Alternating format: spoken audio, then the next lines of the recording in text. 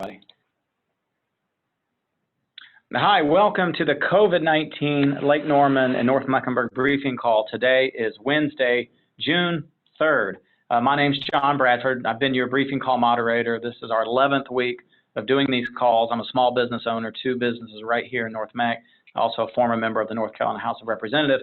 The purpose of the call is really to bring together healthcare experts, government officials, and other leaders to provide updates for the North Mac area. Since mid-March, which is when we started these calls, we have recorded multiple times a week. We started off at 2 times a week, and then we quickly went to 3 times a week. And we are now going to pivot and do once a week. We're starting now, we're going to do every Wednesday only, and we'll do that through the rest of phase 2. Once we get to phase 3, then we will conclude these calls. But I did just want to acknowledge we've been doing these for this is our 11th week, although we are going to start to reduce the frequency. On my screen, you see a screen that's completely black. And, you know, I know this call is about COVID, but I do want to acknowledge that yesterday was Blackout Tuesday, and my kids and we talked about it. And while today's Wednesday, you know, I just want to take a moment to remember and honor this gentleman, Mr. George Floyd. There's no doubt that what happened to him is sad. I'm saddened for his family and all the people in his life. And clearly, any decent human could look at what happened and know there's an injustice there. And I look forward to seeing justice served. I'm also very saddened for what's going on in our country right now. People have the right to protest peacefully. That's what makes this country great. Our Constitution gives us that right. And I know that's welcomed and should be welcomed. But I am saddened by the people who are vandalizing and breaking into businesses and looting because that's, you know, criminal behavior, and 2 wrongs don't make a right. And people are losing their lives protecting their businesses. I saw a gentleman, it was literally, his last breath was taken because he got shot protecting a business. And I hope that peace can be restored in many of our cities, including right here in North Carolina, both in Raleigh and Charlotte. So I just wanted to take a moment to acknowledge and honor Mr. Floyd. Just getting back to COVID here, from a U.S. basis, 1.8 million cases, over 100,000 deaths. Our last call on Friday, we were at 100,000 deaths. We've had about 5,000 increase in deaths over the last 4 or 5 days. Still clearly a slowdown. I mean, one death is one death too many for sure, but things have definitely slowed down. And you can see on the heat map here, North Carolina is still kind of middle of the pack compared to other states. Here in North Carolina, we have just about 30,000 positive cases of COVID with 921 deaths. That's up from Friday from 859 deaths. But of course, you know, testing numbers are up because we have more tests available. And from a hospitalization, we're at 716 hospitalizations versus 680 last Friday. Executive Order 142 was issued by Governor Cooper on May 30th. And what that did is that basically placed temporary prohibitions on evictions and extending the prohibition on utility shutoffs. I will say that I know a lot of landlords who are not real thrilled with this. We don't need to forget about landlords who have mortgages, and they too are business owners.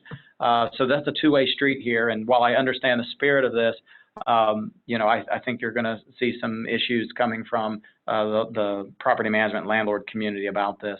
As we talk about a little about phase 2, we are in the 2nd full week of phase 2. We're under a Safer at Home initiative. And we're supposed to be in this for 4 to 6 weeks. So hopefully now that we're wrapping up the 2nd week, we probably have hopefully 2 weeks left before we go to phase 3. You know, a lot of businesses have opened, restaurants are open at certain capacities, et cetera. Phase 2 did say that bars and private clubs were closed, gyms and fitness studios. And I have those circled here because there are some things happening in Raleigh that could change that. Our gathering limit's still 10 people indoors, 25 outdoors.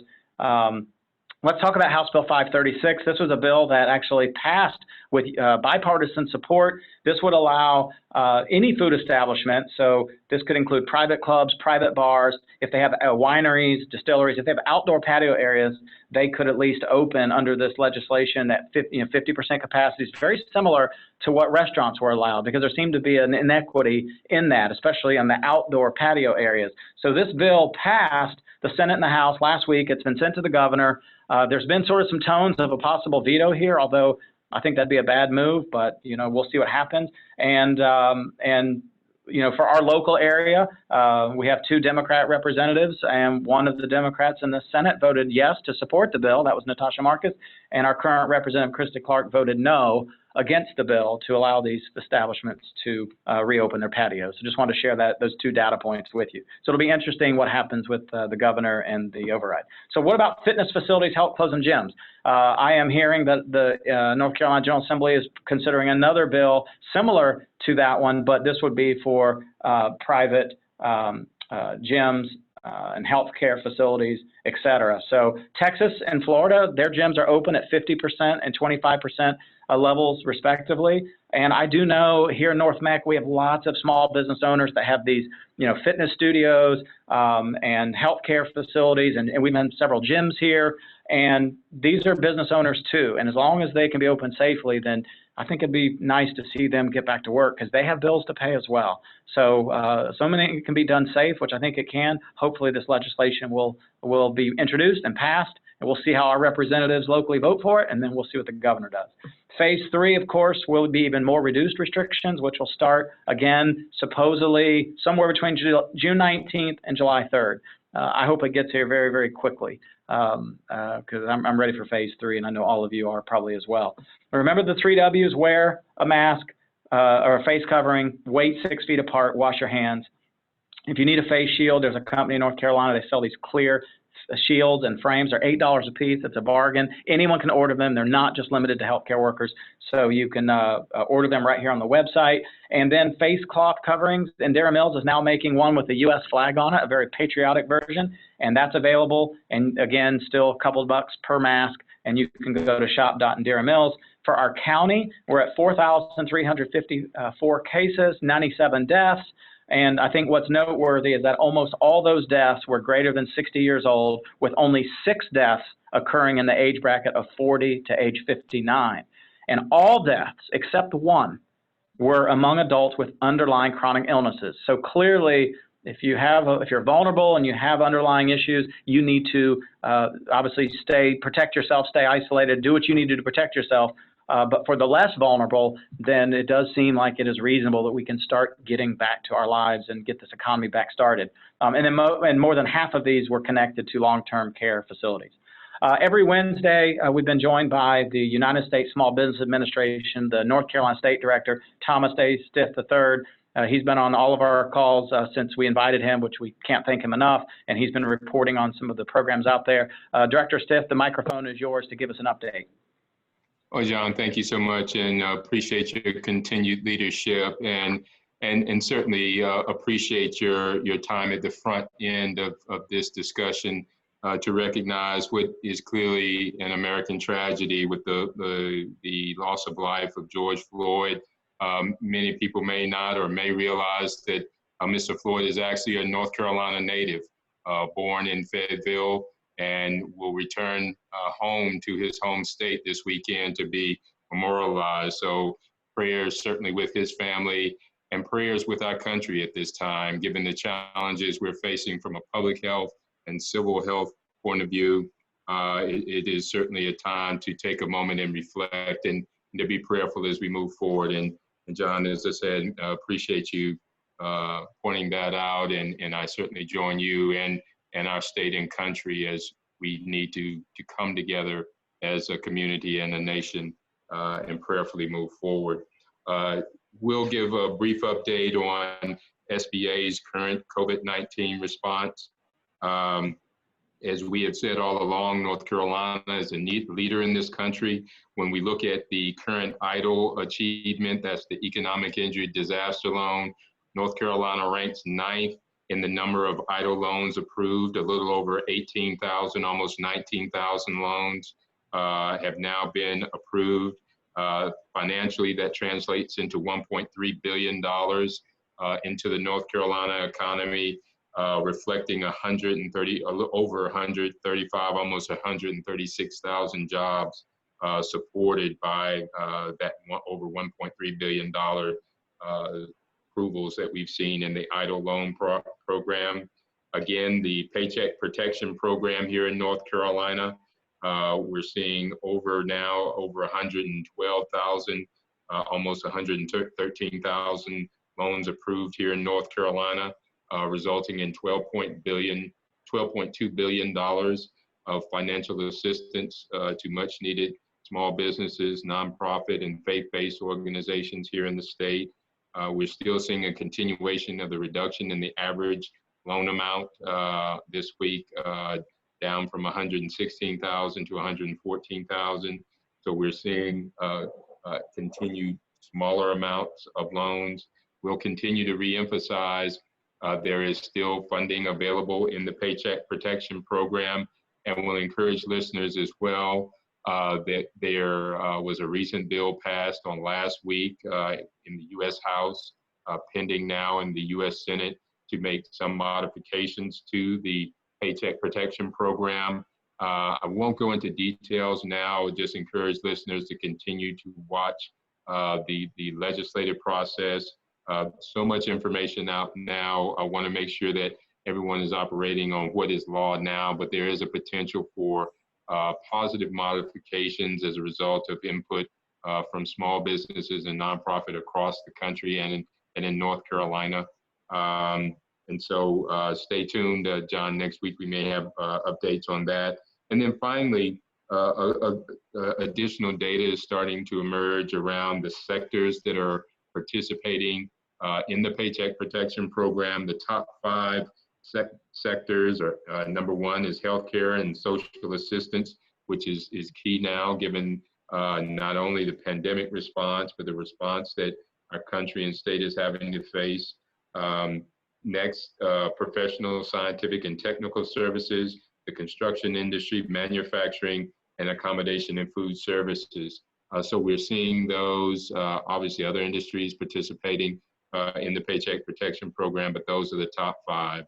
So in conclusion, key points, North Carolina is doing very well on a national level with the EIDL loan amount of approved applications. Still significant amount of funding available in the PPP and participation on those businesses and nonprofits and faith-based organizations.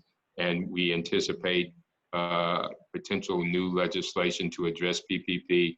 And in conclusion, want to just uplift North Carolina. We hosted the U.S. Small Business Administration Administrator, Jovita Carranza, here in North Carolina on this past Friday in the Charlotte area. It was the first stop nationally for the administrator to meet with small businesses, nonprofits, our faith-based community, and also lenders that have participated in the Paycheck Protection Program, and also questions around the EIDL. So North Carolina, again, leading in the country. Our district office hosted the administrator for very successful meetings on this past Friday. So John, with that, again, thank you. And certainly we continue to pray for our state and our country, and in particular for the Floyd family as we move forward in these very challenging times. Yes, thank you, Director Stitz, for the update, and could not agree with you more. Well said. So moving to our Dr. Jack Faircloth with Atrium. We call him Dr. Jack. Are you there today, Dr. Jack? I am. Thank you, John. Yes, good to hear from you, sir. We'd love to kind of hear your perspective of what's going on the healthcare front. Sure. Thank you for what you've done so far. The leadership in this has been fantastic. And I also echo the director's words for the Floyd family. That's such a tragedy. It's sort of reminded us of how fragile life is, and we need to change in many areas of society. So we hope that they can recover quickly with this. Moving to COVID, we continue to have a very stellar testing program in Mecklenburg County. Our 2 local hospitals have really led the way. Atrium Health and Novant Health both have antibody testing and both have diagnostic testing for patients with or without symptoms. Again, the numbers to reach those 2 facilities, Atrium Health is 704-468-8888, and Novant Health is 877-966-8268. Both those numbers allow you to speak to a COVID-19 nurse, ask any question you have, and also set up antibody or diagnostic testing. The only difference in the numbers are in the turnaround time. Atrium is one of the few hospitals in the country, privately owned, that have next day turnaround. So that's the big difference.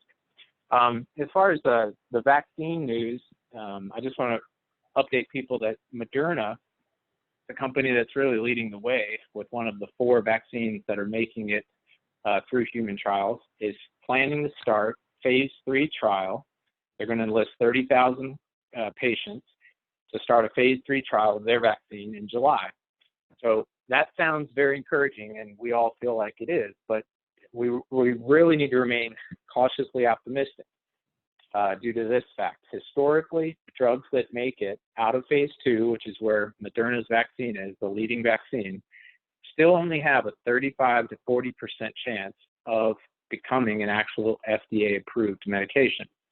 So if it does pass this trial of phase 3 that starts in July, it falls into a category of a 70% chance of an actual useful prevention of COVID-19. So I just want to throw that statistic out so people are informed about how far along we are with vaccines. We have a lot out there. We have over 100 being tested, and we have 4 that are moving through human trials, but this is a slow process. The last vaccine was in the 1960s. That was approved. It took 4 years to approve. So we just want to keep that perspective in place. An interesting update from antibody testing in Mecklenburg County is that, and this is from Atrium Health statistics only, but it should reflect our population. They've performed over 2,000 antibody tests. They have kept a record of who thought they had the disease prior or who did not have any symptoms of COVID-19, and they have found that only 2% of those that get an antibody test show that they had come in contact with the disease, and that's out of those patients those 2,000 that did not know they had it. So there looks like an asymptomatic infection rate of 2%, which is lower than some countries. We've talked about Spain being 5% in general. It's lower than certainly the hot spots. We talked about New York being near 20%, New York City being near 20%. So it looks like our area has a definite asymptomatic infection issue, but it's not on the high side. It's right now it's at 2%. So finishing up, diagnostic rates for all tests done are at 7.6% positive rates. So that is a slight trend upward. We're not sure what to make of that, if that's from opening or if that's just a natural fluctuation, but that's a slight trend upward. Unfortunately, we have a process in place for Mecklenburg called roving testing, and that's just for underserved. They've been able to track theirs, and they show that their positivity rate in the underserved population is 19.2%. And that continues to increase rather than decrease. So that's a concern. We're not sure if it's just access to testing, access to some of the helpful information, but things like this podcast, we hope are going to, filter out and continue people to follow the guidelines of avoiding close gatherings and wearing masks. And last, I'll finish with there's been some heated debate about whether these mitigation factors of distancing and wearing masks are even scientific. And to be honest, this thing came so quickly that there weren't really good studies until now. So a major medical journal called Lancet published its review of social distancing and wearing masks, and they showed that it is scientific and proven that they actually said between 3 feet and 6 feet is very helpful at reducing the chance of spread. And when you add masks to that, it's even greater. So I just want to, echo everyone's cautions. And you've done a nice job of outlining those for us, that we're not out of the woods. We still have some climbing rates in underserved. We have a slight trend up in the general population. We have an asymptomatic rate of 2% in our community. So our prayers need to still be with those that are hospitalized, and those that are still very vulnerable in situations. We need to keep our guard up. And I just do appreciate everyone's prayers for the healthcare community. It looks like we have dodged a bullet in this first wave. Thank you so much, Dr. Jack, for that update. And if you're available next Wednesday, we're going to Wednesday only calls, so we hopefully can get another update from you next week. But thanks for all you do. We appreciate you. Happy to. Thanks. You bet. Moving over to Mecklenburg County, one of our commissioners at large, Mrs. Pat Kaufman, who's been on every one of our calls. Are you there, Commissioner? Yes, I am. The microphone's yours. All right. Well, thank you. And thank you, John, for your leadership on this. And I'm always amazed at all that we learn from all of the speakers. And we just learned some really great information from Thomas Stith and from Dr. Jack. So I know everyone who listens to this is going to, all the takeaway is they always come out with more information. And thank you for those, your sensitivity to our country and our locality, and certainly to the death of George Floyd. I did not know that he was from North Carolina. So that, that is, good for us to know, but certainly we all need to keep not only his family, but our country in our prayers right now. We're going through a difficult time. And it certainly reminded me of when I was young, the riots and the protest in 1968 after the assassination of Martin Luther King. And it was a nationwide, kind of similar to this. We got through that, and we'll get through this as long as we stick together and focus on each other and keep our prayers going. But this conversation is always good. We had our board meeting last night. It went till after 11 o'clock. It was a huge meeting with a lot of enormous topics, including our budget and the 7th and Tryon development. And we got an update on COVID, and I know you've covered a lot of it in your when you started the call. One thing that we learned last night that was helpful, because we have had increases in the last 10 days, the health director and the county manager are talking daily to the state health director, Dr. Mandy Cohen. And I was really glad to hear that the state health director is really focusing on Mecklenburg County and trying to help them analyze the numbers and to see what we can do to, try to get this into a better range. We still are having outbreaks in the Hispanic community, and I know that the county is working on, tremendous education there to try to help them better understand what the risks are and how to keep themselves and their families safe. We also decided at the last night at our meeting to form a task force for the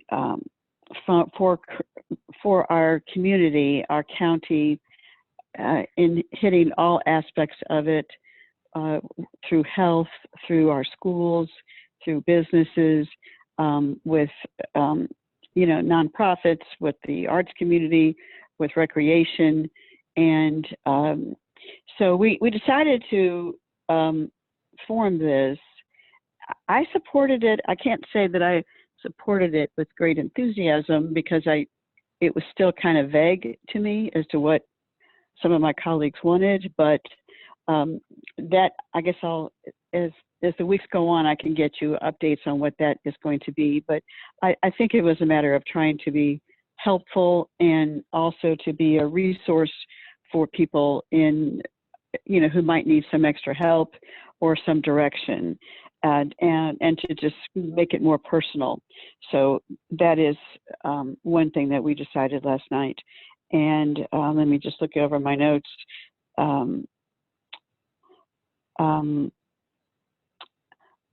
I think that's really, oh, I know. One thing that I'm hearing from the last 5 or 6 days, I've had tremendous conversations, emails, tweets with those, many of whom are coaches or athletic leagues, who are very frustrated. I join them in their frustration because they feel that there's unfairness with their not being able to open up the fields for kids, and they certainly have had a strong investment in the fields because the leagues not only spend money, pay fees to use them, but they also help with the upkeep and the management and the maintenance of them.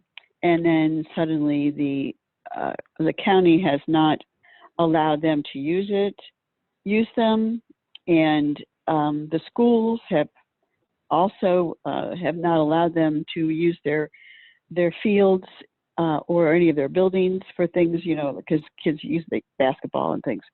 So there is a tremendous uproar, and I have been trying to advocate for them. And, I can tell it's going to be a process, so I wasn't successful, but I'm certainly, trying to gain some speed on it, and some other commissioners are also involved. But I do feel that they can do it safely, and they're ready to do it safely. And I think children really need that outlet because they haven't been able, they've been in school, online, and home, and kids are frustrated. I have 2 grandchildren who are at my house every other week, and, I can't take them to a park, or they can't go places. And so I think, and my one grandson is usually on a baseball field, and so they miss it. So I hope that we can come up with some kind of a safe way that it can start sometime this month. But those are things that I'm working on, along with some other commissioners also. But that's my report from the county. Thank you very much. Thank you. Commissioner Kaufman, I just want to say you're an outstanding public servant, and I think you're an even better human being. And I just mean that with the utmost respect. So thanks for being on all these calls. Well, thank you. I would tell you many would disagree with that. That's okay. That's okay. They're entitled to their opinion, but I feel differently. So thank I disagree with that, but I just try to do what's right. Okay, thank you so much. That's right. That's all we can ask of you. Okay, thanks again.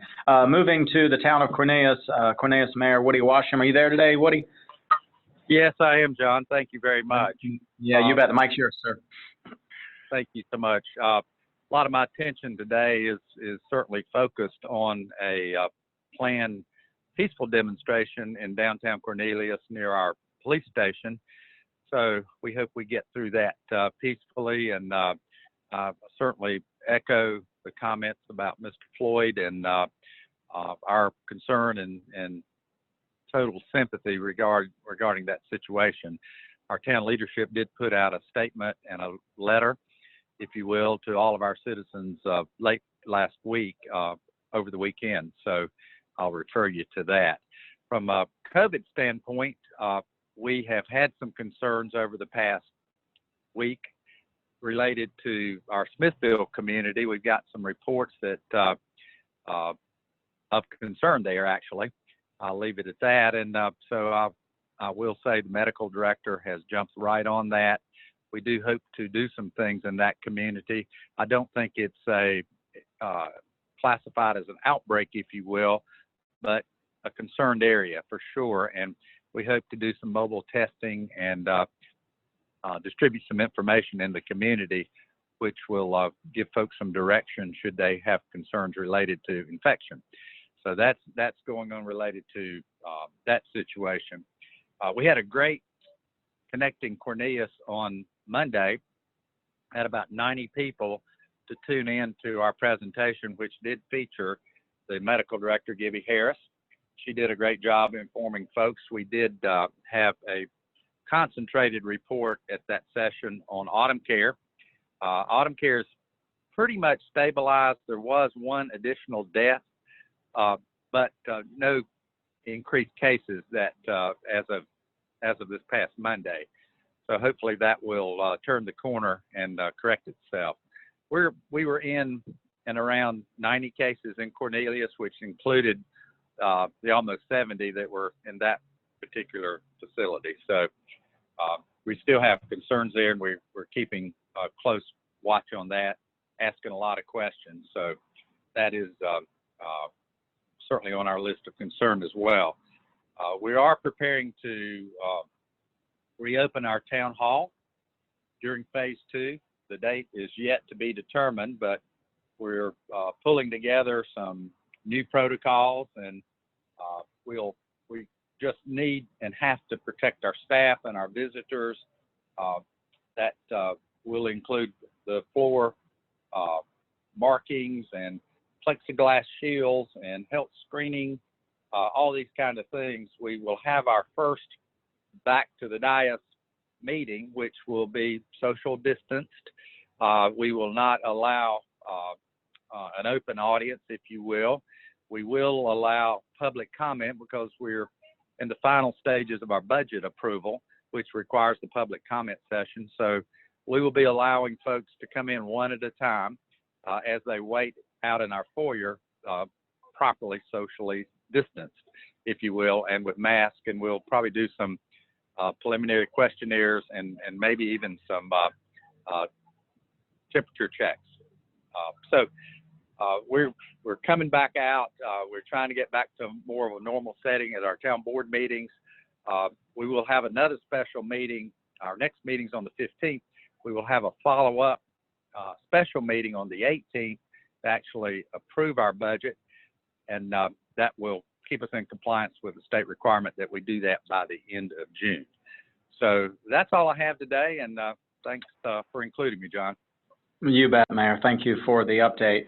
Huntersville Mayor John Anarello, who has been on every single one of our calls, was pulled in a different direction today, so he had no updates to provide, but I just want to recognize that I think the mayor has shown tremendous leadership there for Huntersville, and we appreciate him. So for the town of Davidson, while we haven't had someone on every single call, we have had Town Commissioner Matthew Fort join a handful of them, and he was unavailable to join today, and so I have no updates to provide with you.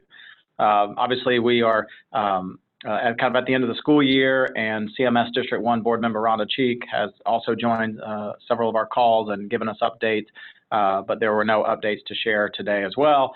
So moving to really one of our mainstays, Chief Executive Officer Bill Russell of the Lake Norman Chamber of Commerce. He has been on every single call, and he's always one of the first ones to dial in, and he's always the last one to probably hang up. So Mr. Russell, the microphone is yours, sir. Okay, and John, can you hear me? I'm actually in my car first time. Yeah, I can hear great. Okay, good. I want to echo what everybody else has said about the terrible, terrible tragedy that took place early last week. Our heart goes out to the family and to everyone. And I want to echo what you said earlier in the call about we need to be also, while we need to be peacefully protesting and bringing about justice in this case, we also have to do so peacefully. We can't be destroying other people's property, and so that's a huge concern. We had a fantastic meeting actually a seminar earlier this week.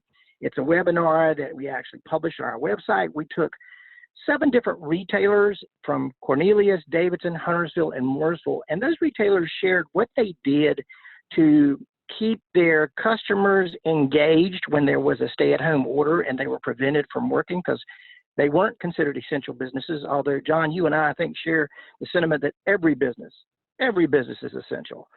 But they shared that, and then they also shared what they're doing right now to keep their customers, their clients, and their employees safe during this particular time. And they're going to great extremes. So it's a wonderful program. I encourage people to go to lakenormanchamber.org to see that program. We taped a program this morning that is a issue that has been brought up to me time and time again from businesses.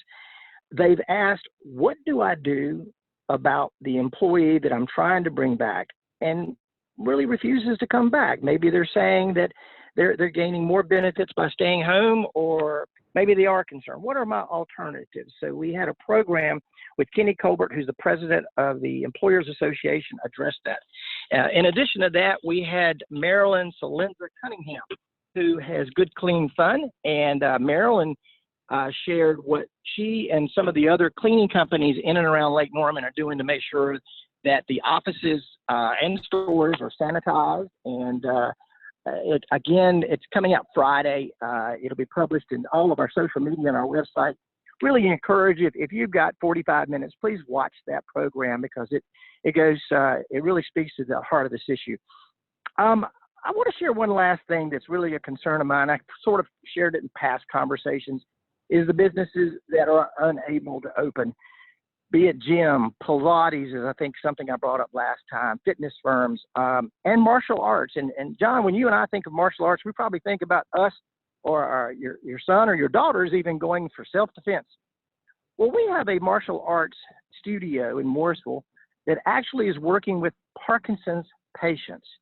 And the things that they're doing within this studio is helping to rehabilitate those people, and they are shut down. This particular studio, you can say, well, they probably could get an exemption. Nope.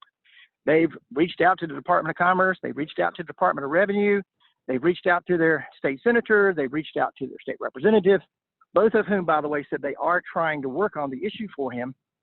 In the meantime, he was just sharing this heartbreaking story, not the fact that if he goes another 4 weeks, he's probably not going to be in business.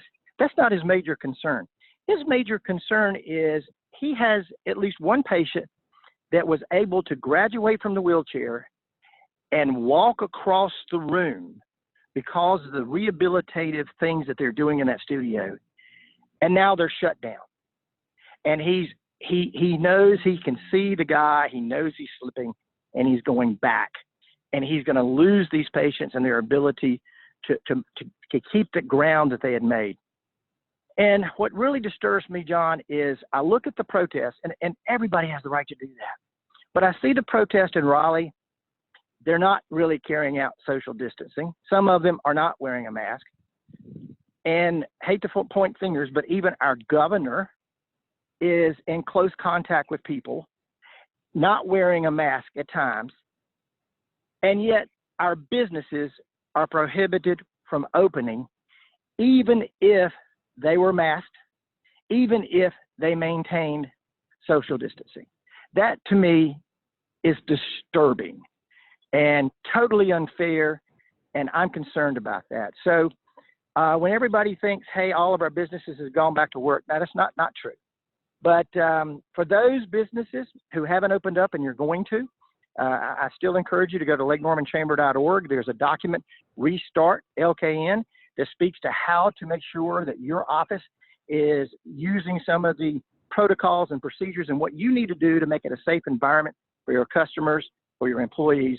And again, these seminars that we're putting on virtual, I really encourage you to look at them and see, because there's some great information out there. John, thank you again for what you do, and thank you for letting me vent a little bit. It's again, I don't own a business. You're a business owner. You've owned several businesses. You're an entrepreneur. But my heart goes out to these people that risk so much, that spend so much of their time, their investment, their wealth, their sweat, their equity, and then they lose it because of bureaucracy. But, yeah. Thank you very much for giving me this opportunity. Yeah. No, I would just pile on and say, I think when it's health and safety, everyone understands.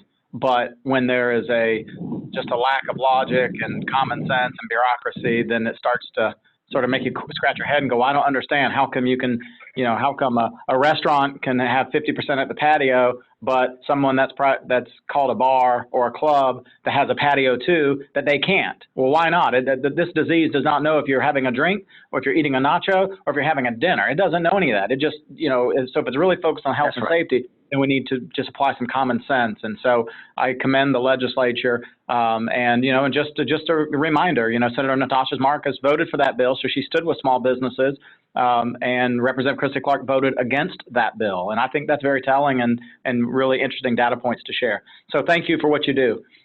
Just moving along, there is a resource here for the Huntersville Regional Chamber. Here's their website. Visit lakenorman.org. You can go here and get all kinds of neat things up the Lake Norman area. So just know they are back open for business. And just thank all of our moderators. U.S. Congressman Greg Murphy was with us at the very beginning a lot because there was so much going on. We haven't called on him in a while because obviously, things have started to trend in the right directions, et cetera. But these calls would not have been productive without all these panelists.